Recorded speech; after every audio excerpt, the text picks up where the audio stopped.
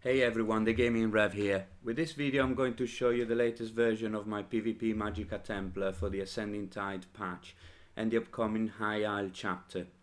As per usual, this build is very cheap to put together and it relies on item sets that you can be sure will not be nerfed into the ground in coming patches. Additionally, this build does not rely on mythic items, making it even more accessible. The previous version of this build is still incredibly strong. I'll leave you a link to it in this video description. However, I sometimes felt I needed a bit more damage and sustain, particularly in 1vx situations. With this build I managed to achieve both, so it's entirely up to you which one you prefer to use. Since the introduction of damage hybridization with this patch, many builds make use of both Magicka and stamina skills. However, I still find the Magicka skill set of Templars to be far superior than their stamina counterparts, apart from very few exceptions. This is why this build still focuses exclusively on Magicka skills and damage.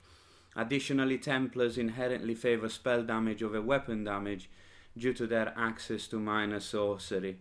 Once again, this build video goes quite in depth. That's kind of my style, so make sure to watch it to the very end to get a proper appreciation of it. So come on, let's go for it.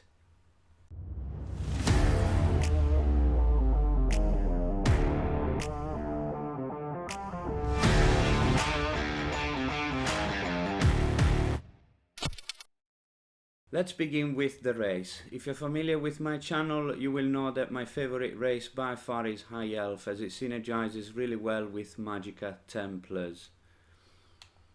With regards to spell recharge, not only it helps with your stamina sustain, which is a must in PvP, but it also reduces your damage by 5% whenever you use a skill with a channel or cast time, which applies to both your spammable and execute. Not only that, this passive is unique, so it stacks with the passive Spear Wall, which grants you minor protection for 6 seconds whenever you use puncturing sweeps. This means that when you're on the offensive, you always have access to a total of 10% damage mitigation.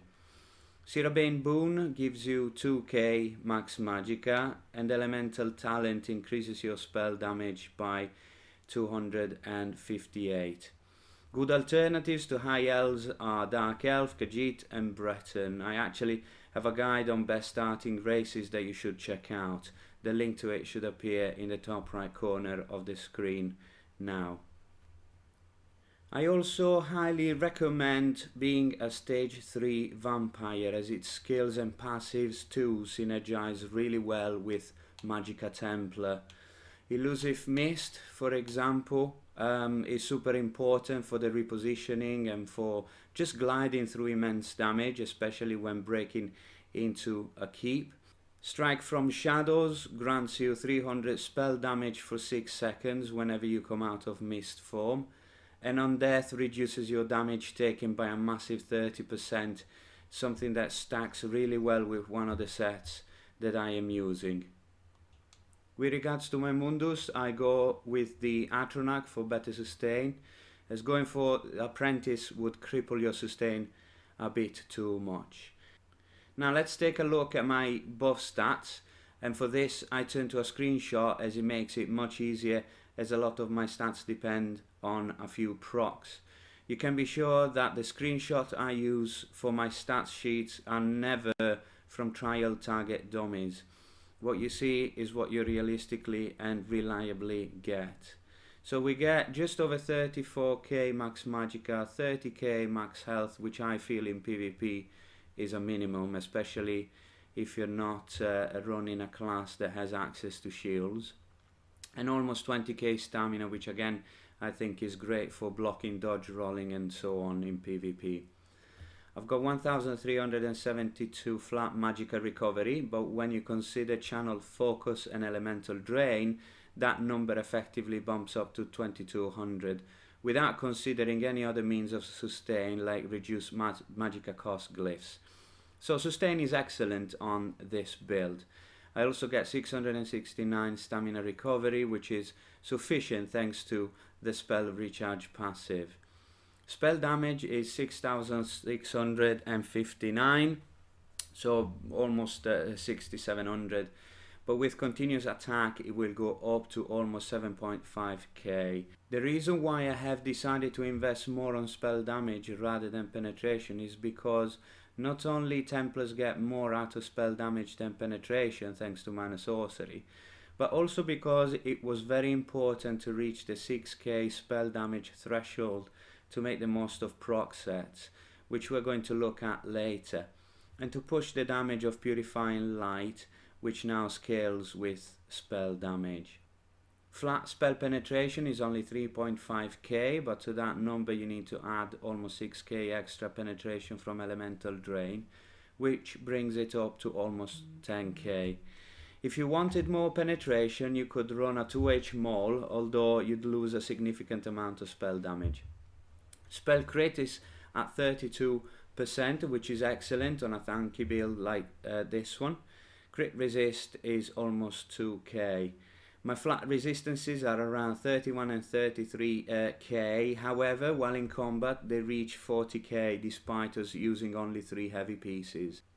To this number you should also consider the 10% damage mitigation that you get on your front bar, as well as the 30% mitigation of mist form, so this build is incredibly tanky while enjoying a lot of damage and sustainability. Let's take a look at my consumables. With regards to my food, I just use any tri-stat food. You could also use the free crown ones that you get with daily rewards. And with regards to potions, I use Alliance Spell Draft for Major Sorcery and Major Prophecy, and that allows me to free up a slot. I also use Essence of Detection. They provide spell detection as well as major sorcery for when you come against those pesky Nightblades, and also Essence of Invisibility for when you have to make a quick getaway, especially if you're carrying loads of stones in Imperial City. Let's take a look now at my gear, and this is where things get quite interesting. And we start off with Scathing Mage. On my front bar I run this set with a Nirnhund Lightning Staff. Scathing Mage is an amazing set that grants 1 line of Max Magicka, 2 lines of crit chance, and a 20% proc that grants 500 spell damage on direct damage for 5 seconds.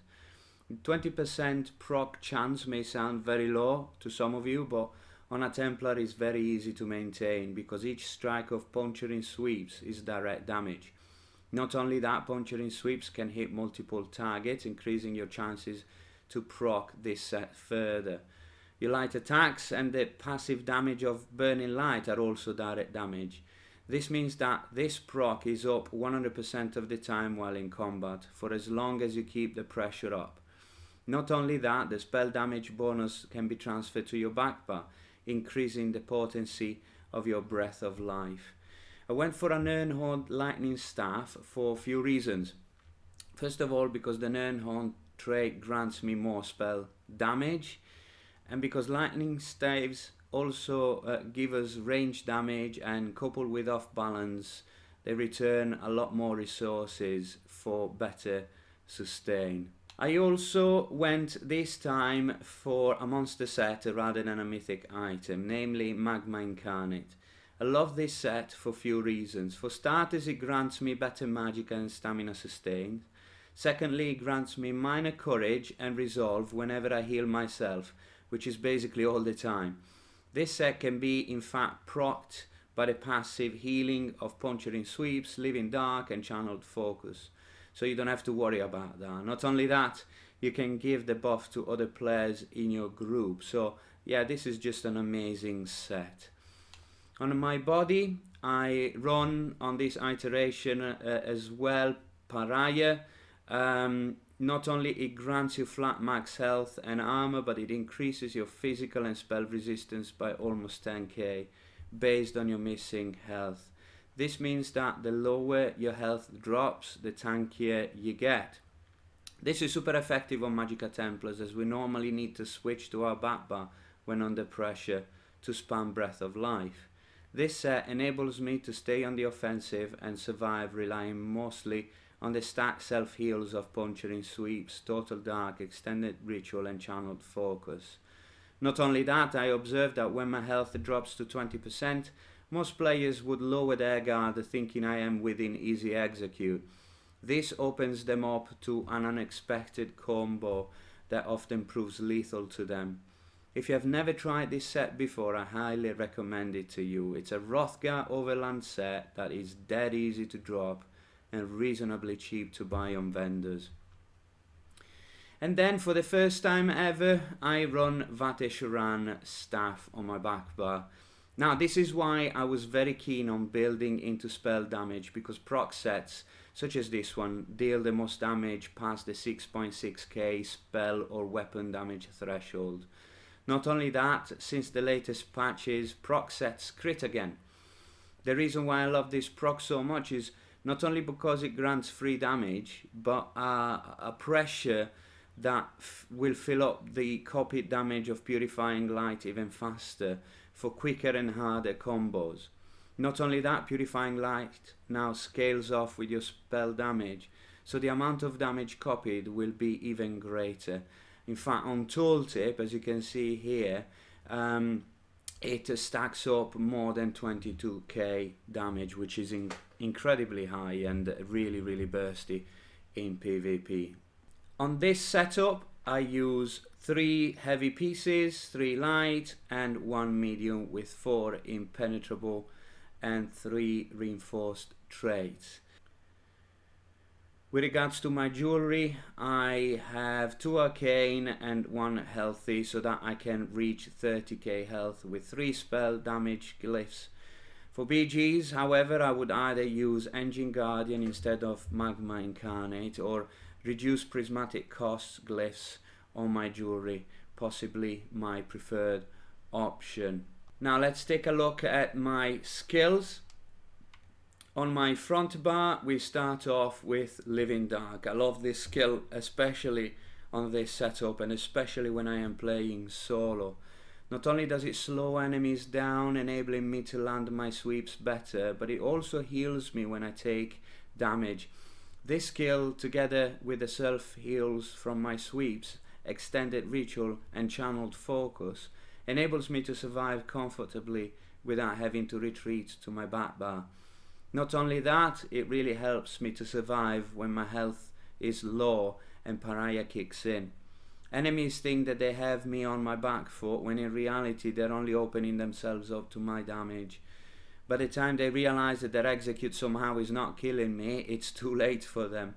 So definitely run Living Dark when solo, and possibly Radiant Oppression when in a group, as this skill has been buffed even further in previous patches. Then I have Inner Light for extra Magicka and Major Prophecy, although I already get that through potions. This is a flex spot for sure, and you can swap it for another utility or damage skill. It's entirely up to you.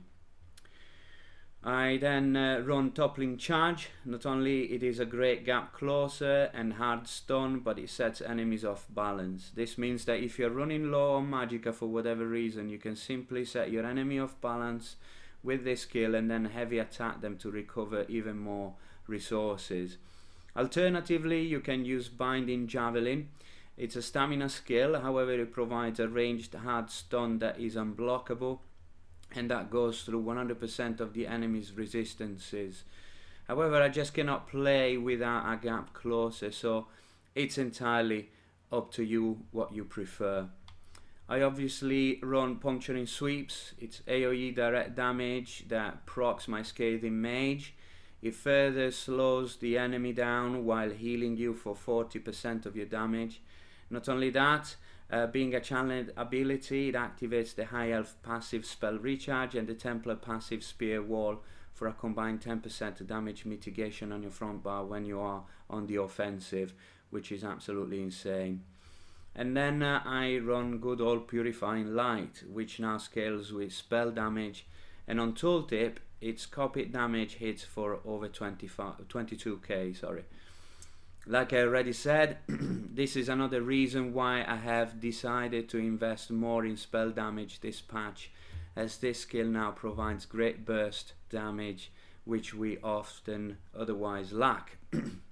Furthermore, it is also essential to proc the passives Prism and Illuminate to activate minor sorcery and extra ultimate generation. And then last but certainly not least, on my front bar I run Crescent Sweep as my ultimate. It's super cheap, it hits really hard, and it's AoE. I basically use it as a finisher, and when combined with Purifying Light it can really bust people down. You could also alternatively use Dawnbreaker. It's physical damage, although again with the hybridization of skills it scales up with your highest stats, so that's not a problem.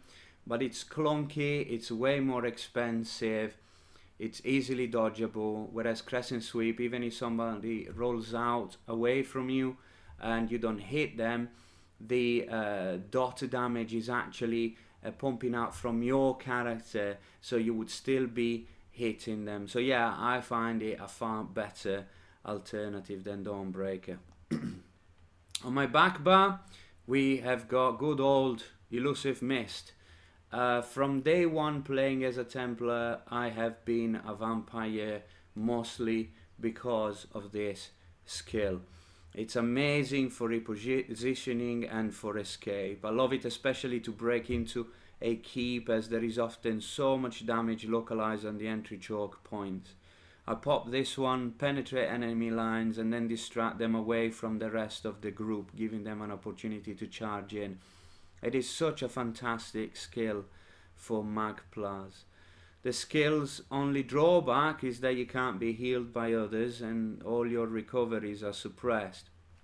However, because of Channel Focus, which restores to you 240 Magicka every second independently from your Magicka recovery, you can stay in this form for a very, very long time, almost unlimitedly. On top of that, it grants you 300 spell damage every time you come out of Mist form, if you are a stage 2 vampire or higher. Then I obviously run Honor the Dead, your burst heal for yourself and others. It also gives you back 18% of its cost every 2 seconds for 6 seconds if the target was below 75% health. Now that's an extra 700 Magicka recovery for 6 seconds, which is often not mentioned or not acknowledged. I also run Extended Ritual for obvious reasons. It's a great AoE heal over time, plus it cleanses up to 5 negative effects from you and others when they activate the synergy, and it also grants them a bit of a burst heal when they do activate the synergy. And yeah, this is such a fundamental skill for PvP. If you're a Templar and you're not using Extended Ritual, you're playing the class wrong. Then I use Elemental Drain, which gives me back Magicka and applies Major Breach to the enemy, but also because it procs my Vateshran Ice Staff for that free damage.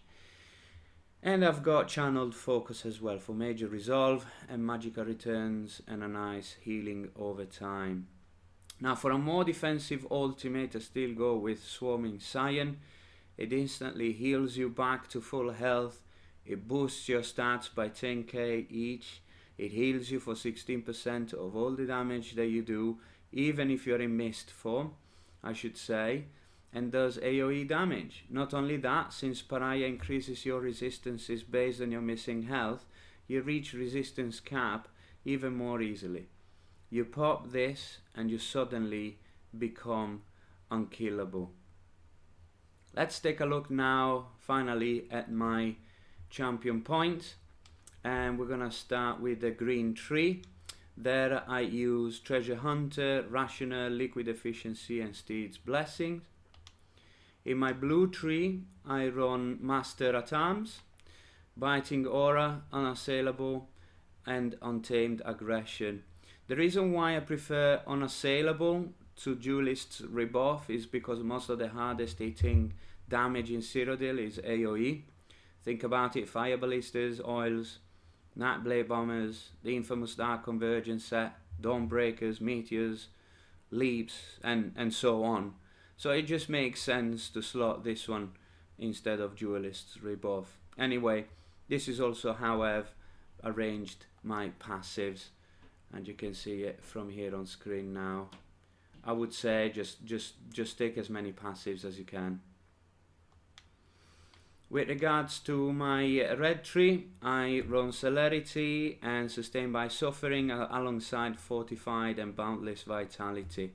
Since Rejuvenation only grants 90 Magicka Stamina and Health Recovery, I feel it's much better to run Sustained by Suffering, as it grants you almost double the resources when under a negative effect, which while in combat is basically all the time, even though you purge yourself of some of those damages.